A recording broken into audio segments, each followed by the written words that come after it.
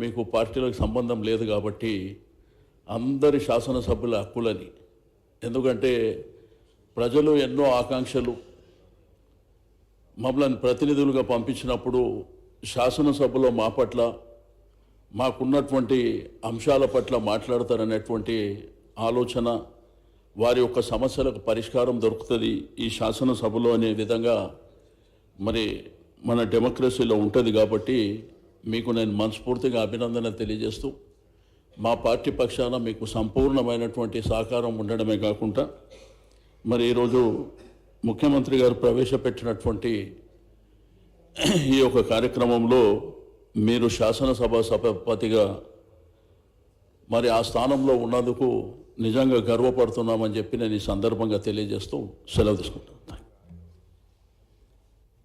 శ్రీ ధనసరి అనసూయ సీతక్క గారు. నమస్కారం sir. Third Telangana legislative assembly స్పీకర్గా మీరు ఎన్నికైనందుకు చాలా సంతోషంగా ఉంది సార్. మీకు శుభాకాంక్షలను తెలియజేస్తూ మీ వ్యక్తిగత జీవితంలో కానీ రాజకీయ జీవితంలో కానీ ఎన్నో రకాల ఒడిదుడుకులను ఎదుర్కొని ఈ స్థాయికి రావడం మాలాంటి అణగారిన వర్గాల నుంచి వచ్చినటువంటి బిడ్డలకు మీ జీవితం కూడా ఆదర్శప్రాయం, స్ఫూర్తిదాయకం. 2009లో కూడా నేను ఈ అసెంబ్లీలో ఈ సభలో ఉండడం జరిగింది.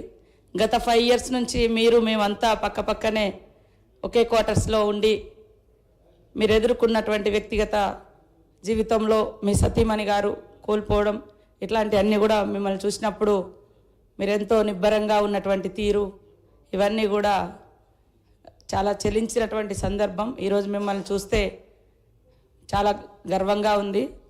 అదే కాకుండా ఒక అణగారిన వర్గాల నుంచి, అంచబడ్డ వర్గాల నుంచి వచ్చినటువంటి బిడ్డలు ఎదగాలంటే ఎన్ని కష్టాలు ఉంటాయో తెలిసినటువంటి వ్యక్తులుగా మీ జీవితం మా అందరికి కూడా ఆదర్శప్రాయం. మీరు ఒదుగుతూ ఎదిగిన తీరు దేశానికి ఒక ఆదర్శవంతం. తప్పకుండా మీరు మమ్మల్ని అందరినీ కూడా సమన్వయం చేసుకొని సభ యొక్క ఔన్నత్యాన్ని, హుందాతనాన్ని కాపాడతారని భావిస్తూ ధన్యవాదాలు. సెలవు తీసుకుంటాను. శ్రీ వి ప్రశాంత్ రెడ్డి గారు. అధ్యక్ష, మొట్టమొదటిగా